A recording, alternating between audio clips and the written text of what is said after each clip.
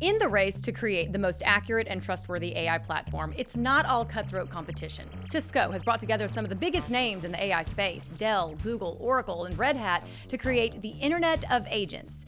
AGNTCY has now graduated from concept to reality and is revolutionary for the future of AI interoperability. But wait until you hear what Cisco is doing with this technology.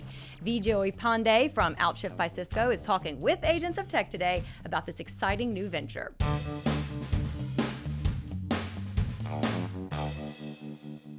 Welcome to Agents of Tech, coming to you from our Washington, D.C. studio. I'm Atria Godfrey, joined by my co-hosts Stephen Horn and Layla Rizvi. And straight ahead today, we are unpacking how all these different AI agents now in existence might discover, trust, and work with each other across different companies and platforms. This is really exciting. AGNTCY now in existence, and they're donating it. Can you believe it?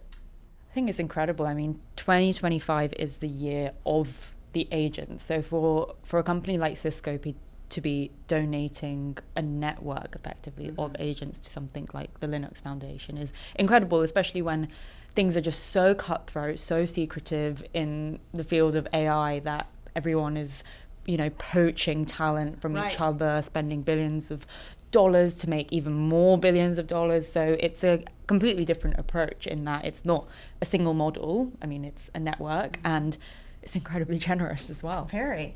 Stephen, it's interesting to think that, all of these different companies, Dell, Oracle, Google, they all have their own AI platform, but unless you're operating just solely on that platform, you're kind of dead in the water. Right, it's really interesting, isn't it? Because two things that we don't often talk about. We don't talk about interoperability very often. It's not a very sexy subject, right? But it makes sense, doesn't it? We have interoperability in other parts of life, and these companies work together all the time. So why shouldn't they in the AI space? We talk quite a lot about agents, but I don't think a lot of other people talk a lot about agents. And that really is moving the needle, isn't it? Yeah. It's nice to see these companies can all play nicely too. Yeah, and I also think the betterment of humanity. Yeah, and I also think the way that the internet started, and Cisco was obviously heavily involved in that, it was quite a nice thing which everyone contributed to. That you had things like MySpace, Bebo, as in it was a way to communicate with people, and so, but that snowballed and gave us all the data we needed to be able to get to where we are with AI. So I think it's looking forward and understanding, okay, what are the foundations, what's the infrastructure, the networks that we need to build to take us to the next stage, because actually no one really foresaw what happened with the internet and where that would lead us technologically. So I think Cisco is absolutely doing that in a way that maybe others aren't. Right, they were kind of ahead of the game there. Well, you talked about communication. We, of course, want to keep in constant communication with you. Have you had any experiences with setbacks, with interoperability issues when utilizing different agents? Be sure to weigh in our comments, because the more feedback we get, the more we can tailor our conversation specifically to you. So now let's get to it. Here now is Vijoy Pandey from Outshift by Cisco. It is our pleasure to have Vijoy Pandey with us here today. Thanks so much for your time. Thank you for having me. Well, you serve as Senior Vice President and General Manager of Outshift, what you have described as Cisco's incubation engine or hub, where you move with startup speed but enterprise resources. First off, can you kind of explain for us what that means with regard to AI? Yeah, so if you think about Cisco, you think about a networking company first and foremost. And we were the one of the people who helped launch the original internet. So if you think about the internet, you think about Cisco, you think about the networking and routing equipment that we launched to enable that internet to happen. And if you think about the original internet, the whole goal of that internet was to accelerate global businesses. And if you think about what happened after that, the cloud internet happened, where we had mobile first applications and a social first economy happen at global scale. And Cisco participated in accelerating that movement as well. If you think about agents and where AI agents are going, AI agents are here to solve for and accelerate all of human work, whether it's in B2B, B2C, whether it's scientific or mathematical discovery, whether it's physical work in the form of robotics and embodied AI, or the way we interact socially in all of these social platforms that exist. Agentic AI is going to interact and impact all of that. So if you think about that, we need a platform and an open interoperable internet to bring all of these facets together. And that's where we come in as a company. And when we think about problems in the Outshift space, we think about three metrics for success. One is product technology fit. Is the technology mature enough to solve for these needs? The second one is product market fit. The technology is mature, but we want to bring a product to the market, and is it solving for business needs for our customers? But finally, there's product company fit, which is whatever we are building, is it aligned to the go-to-market and the scale that a company like Cisco has? And when you think about the Internet of Agents, that collaboration platform is actually pretty aligned to where Cisco has been and where Cisco wants to go. So the goal here is to let AI agents from different companies and platforms discover, trust, work with one another, just like you mentioned. Okay, so this sounds great, but it also sounds like that's a lot of agreement to collaborate among participants that typically compete. Is that correct? And so then if that is correct, then what does this actually look like in practice? First of all, let's take a step back and figure out how this is all going to pan out and how this is going to work. And if you think about agents, they're getting very similar to what humans look like. So the way I describe agents is that they have human-like attributes and characteristics, but they operate at machine speed and scale. And just like humans, we all come together in teams. We're all subject matter experts. We all come together, collaborate in teams to solve for bigger goals and bigger problems. Or some people might want to have agents behind walled gardens as monoliths in their own well, so to speak. That's not how agents work, that's not how humans work, and that's not what the future looks like. So what we believe, and the reason we picked the name Internet of Agents, is just like the original internet, it needs to be open and interoperable, because an open interoperable system drives maximal value for every entity in the ecosystem, whether it's vendors like us, whether it's operators, whether it's customers or developers. Everybody benefits through an open interoperable system. And if you really draw those parallels behind how a team comes together to collaborate in the human world and how agents come together to collaborate, there are lots of parallels here that we can decentralize and distribute. Let's take an example. Let's take a movie that we're trying to create. And let's say you want to first discover talent. So you want to discover a director and a bunch of screenwriters and a bunch of actors. All of these people need to come together. They're all subject matter experts. They need to come together to build a movie. First, you need to discover them. Then you need to figure out whether they are authorized to work on a movie, whether they are who they claim to be. So there's an identity problem. So discovery, then identity. Then you need to put them together in a team. So this is the movie. This is the goal. Folks, we're solving for this goal. So that's the composability problem. How do you bring them together? And composability could be fixed like a workflow, or it could be self-forming. And so that's composability. And then finally, you need to run with that movie and produce that movie. And finally, you need to look at whether they're producing what they're supposed to produce. So the evaluation piece comes in. Did you really do what you were supposed to do? Not just as an individual, but as part of this movie-making team. And so if you think about this entire process and the movie-making process, for example, it's a highly distributed process. And we draw a bunch of parallels from there to the Internet of Agents, and we've broken it down into those phases, and we're tackling each one of those phases in a highly decentralized and distributed manner. But so let's zoom in on the evaluation and determinism cycle, because with deterministic software, you can fix a bug, you know that it's solved. But with probabilistic, agent-driven systems, it doesn't sound like it's that simple. So is there a way for us to evaluate and know whether they are actually working as intended? There are two parts of that problem, actually. So there's a part that says, can you evaluate just a singular agent? Because an agent itself needs to do what they're supposed to do, and it should not hallucinate. It should be on topic. And even beyond hallucinations, let's say we built an agent that solves for bank transactions. It should only solve for bank transactions. It should not go ahead and plan for your vacation, because agents are expensive and LLMs are expensive. So how do you keep things on topic? And so while you build the agent, can you evaluate the outcomes through the usage of things like existing workflows, existing outcomes, existing data that you feed from your environment, but also from generation of synthetic data. So based on the environment that exists around you, you can generate synthetic data and evaluate agents on that synthetic data. Guardrails is the other big thing where you want to make sure that it's not biased and it's not outputting things that you shouldn't be outputting, and it's not it's secure. It's immune to things like prompt injection attacks, and it's immune to, I mean, agents are almost like new interns, and they're trying to learn things in your environment, and you know what can happen with a new intern. So how do you make sure that the intern has enough guardrails around them that they don't do something stupid? And so that's all of these things you need to do in the evaluation phase. The one point I would make here, because you brought in determinism, what's happening today is we were always working with deterministic software. And with AI, generative AI specifically, but also with agentic software and autonomous agentic software, we have probabilistic software in our toolchain and in toolbox. So now we have deterministic software as well as probabilistic software in our toolbox.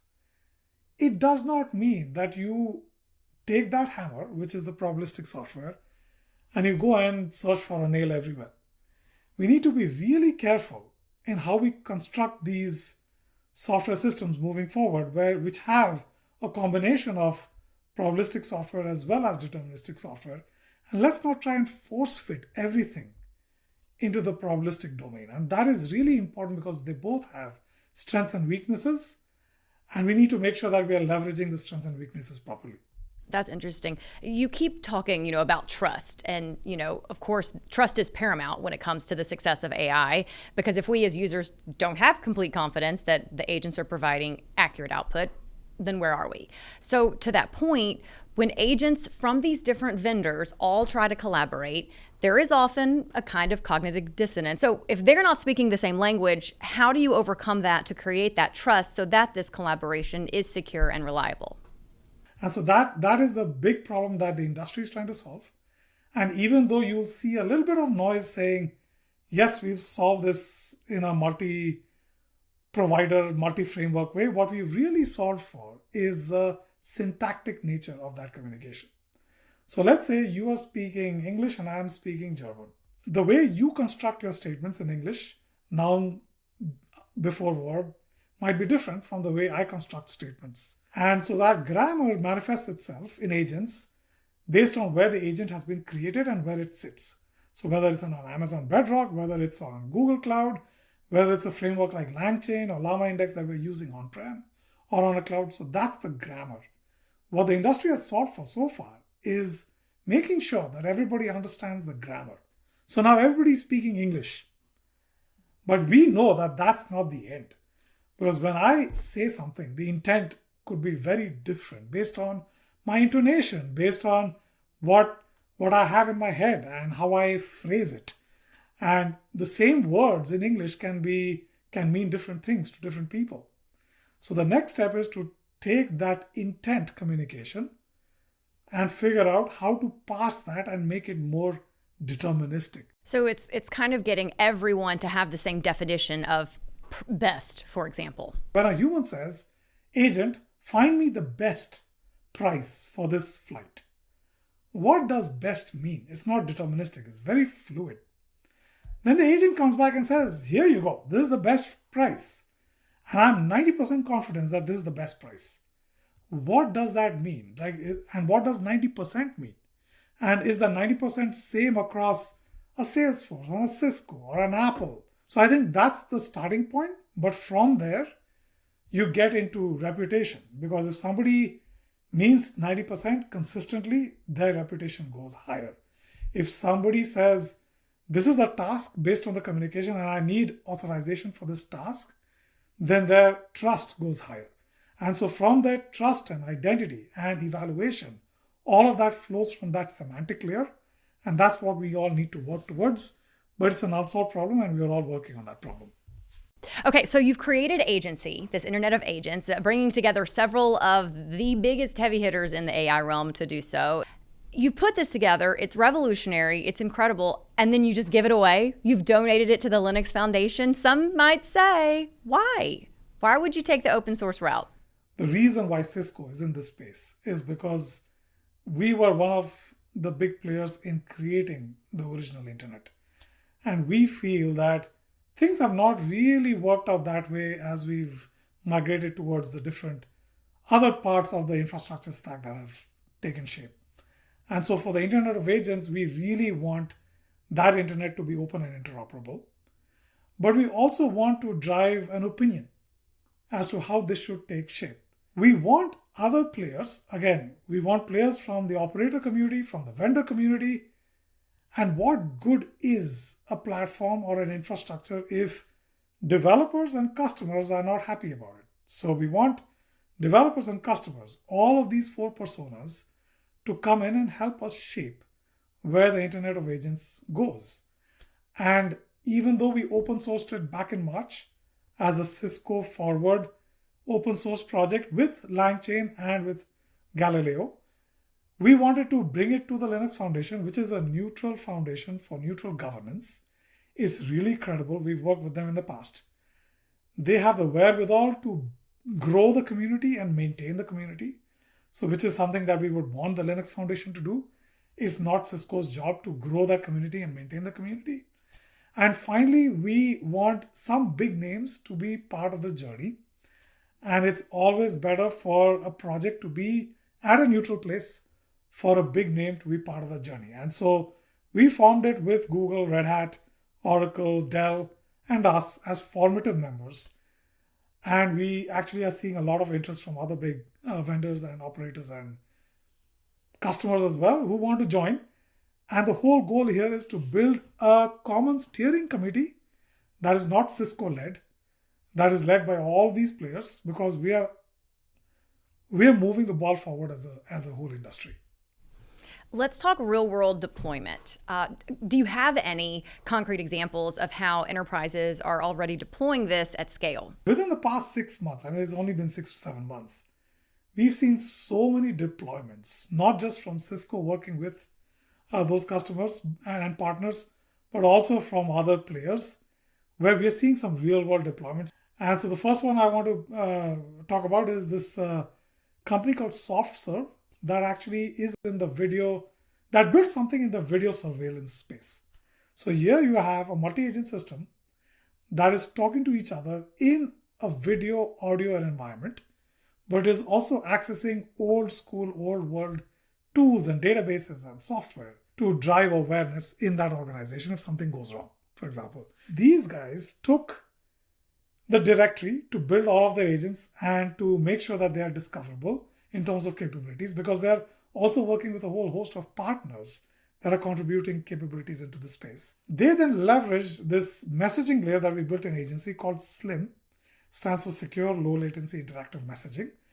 But this messaging layer allows many-to-many communication between agents that is real-time in nature, interactive in nature, which is critical for audio-video agents. And you get a bonus. If you use SLIM, you get post-quantum cryptography, so really secure communication by default. So right from the get-go, you're secure for time immemorial. So that's something that you get as a bonus. But these guys are using that to build their use case, and they've already deployed it. So we've actually built a network configuration and validation test pipeline working with some telecom providers and service providers that is already seeing reduction in human involvement by 10x across thousands and thousands of network devices. And at the same time, it's not just efficiency, at the same time is making every network configuration change in their environment error-free. So it's really accurate and it produces efficiency. The other one I'll briefly talk about is we've open sourced this cloud AI practitioner or cloud AI engineer. It's called CAPE. It's Community AI Platform Engineer, but it's a cloud platform engineer. And it's 20 plus agents working together. Again, bringing more than 40% of the use cases within Cisco are being sent through this multi-agent application. And it's reducing time from hours to seconds on a whole bunch of tasks that we've done in the past. So these are all real-world examples that we've deployed and measured, and they're performant, they're accurate, and they're saving us time and helping us do things that we should be doing and not tackling these mundane tasks. You've mentioned the speed at which this all came to fruition a couple of times, and I would just personally be interested to know kind of what happens when you go from the pilot projects to running production systems. Is there an eyes closed, fingers crossed moment where you just kind of hope it's all systems go, or is this set up so that you can kind of work out the kinks as you go, but go ahead and get these production systems into existence? So that's the great part about actually building it in an open interoperable system like an Internet of Agents, an agency, because what you enable is a platform layer which is distributed, not owned by a single entity, is not a closed environment. So you can come in and experiment. You can come in and see which things are working, which things are not working. You can steer the conversation, steer the technology to where it makes sense. And you can pick piece parts based on where you are in that maturity journey. Because that is the biggest thing that we're seeing in this journey, to your point. Is like some people are starting out, some people are way ahead. And so you need to meet folks where they are in their journey, and an open source based environment platform allows you to do that. So you can start with something simple like just a directory. Like, can I just discover agents, bring them together? And then you can layer on identity and trust and performance through SLIM and so on. So it allows you to do that. But it's giving us feedback. Like, so if this thing is not working, help us fix it. Like, help us grow it. File a bug, file a documentation bug. Come and collaborate with us. Right. We're all working together here. Okay, I want to talk about something else that's very big that you've also got in the works, your next-gen quantum networking infrastructure to try to connect processors across great distances. Where does this technology stand right now, and what are the potential real-world applications of getting this up and running? We all saw that ChatGPT moment in the world of generative AI, where November 2022, ChatGPT comes around, and there's some folks who are ready and some folks who are not ready, but then everybody's embracing it. And it's a step function change for human productivity and all of human work. There is going to be a ChatGPT moment for quantum, and it's happening, it's going to happen. And it's all a matter of acceleration. And you would see in the AI space, you would see announcements every month, every year, every 6 months. And now you see announcements every week, literally every day, in fact. And you're seeing something similar happen on the quantum side. We used to see step function changes every few years, every decade. Now you're seeing some of these step function changes happen in every month, every few weeks. And we're seeing that acceleration take place. And for us, in the quantum computing space, again, going back to Cisco and the product company fit, we are looking at quantum networking and quantum security as the two places where we want to innovate. And we want to enable the quantum internet. And so to us, what I would like to say is our goal is to enable the quantum internet to connect multiple quantum data centers together and quantum sensors, which already are here and now. But as we walk towards that goal, there are real world use cases of quantum networking in the classical world of today. Things like decision coordination, things like figuring out if there is some eavesdropper in your environment, things like making sure that clocks in these large cloud data centers are synchronized, or clocks for these large astronomical use cases are synchronized. I mean, there are a whole bunch of use cases where you can leverage quantum technologies, quantum networking technologies in real world use cases today. And that's what excites us, because that is here and now. That's something that we can monetize, and that's something that we can move the ball forward even while we wait for the broader quantum space to evolve. Right. Well, speaking of moving the ball forward, I want to have a crystal ball moment here and ask you, 5 years out, when the Internet of Agents and the quantum safe networks are mature, how do you see this changing the way industries solve global challenges? And if I could put you on the spot, are you able to pinpoint perhaps the first global challenge that you would like to see tackled by this new era of artificial intelligence? So I would say the whole goal here through the Internet of Agents and through agentic AI is to democratize intelligence, to make sure that intelligence is in everybody's hands, no matter where they are, no matter their socioeconomic status. You have intelligence that anybody can gather today. So an expert in Johns Hopkins and the kind of healthcare that they provide should be available to anybody in Asia or Africa or anywhere else, even within the US, regardless of your socioeconomic status or location. So that is the eventual goal for agentic AI in my mind. And what that allows us to do is be a little bit more proactive and be a little bit more higher order problems, solve a few more higher order problems, and not get stuck at the mundane layer. So we want to understand both ourselves better and the universe better. Those are the two goals that humanity is after. And can we do it in a very democratized, distributed way with an abstraction layer that allows everybody to participate in the same way? And to me, that is the end goal. The specific things would be, first start with the self. So make us healthier, make us happier. Yeah.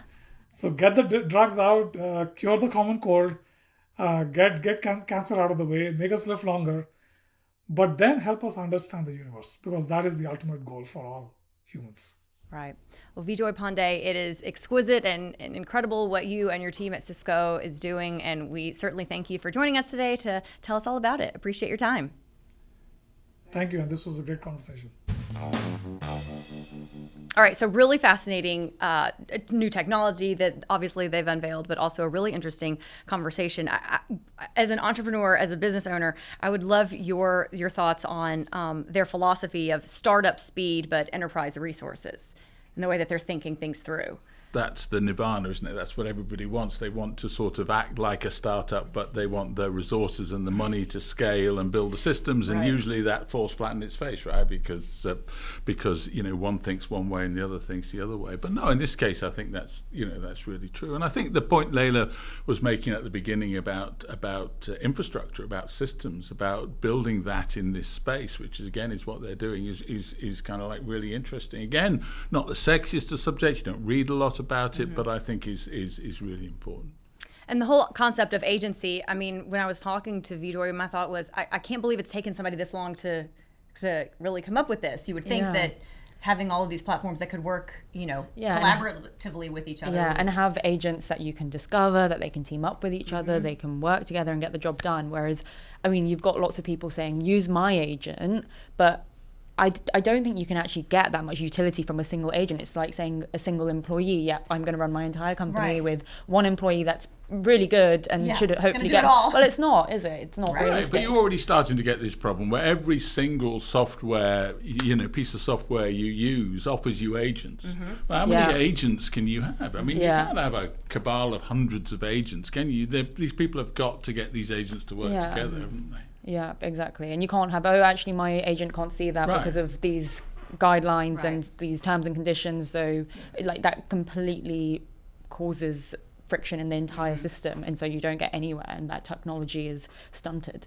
So I think it's absolutely critical. And something that that they're working on with regard to quantum, I mean, that's, I think, going to be their next big thing. I feel we need to do another episode on quantum, don't you think?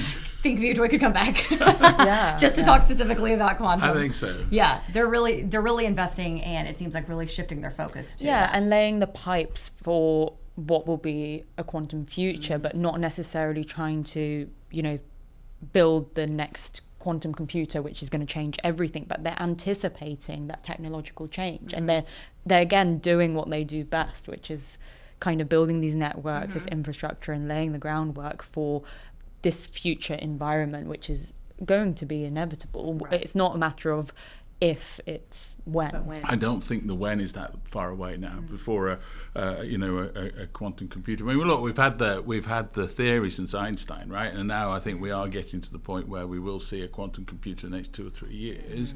But more to the point, there'll be a lot of applications that are already running that will run on those computers, and so interesting time ahead. Our thanks to Vijoy and to Cisco for that discussion, and remember to weigh in on the comments. Do you see agency helping solve your interoperability problems? Your thoughts on this new technology being donated to Linux? We want to hear all about it. And while you're there, make sure that you like and subscribe. Thanks so much for joining us today. We'll see you next time.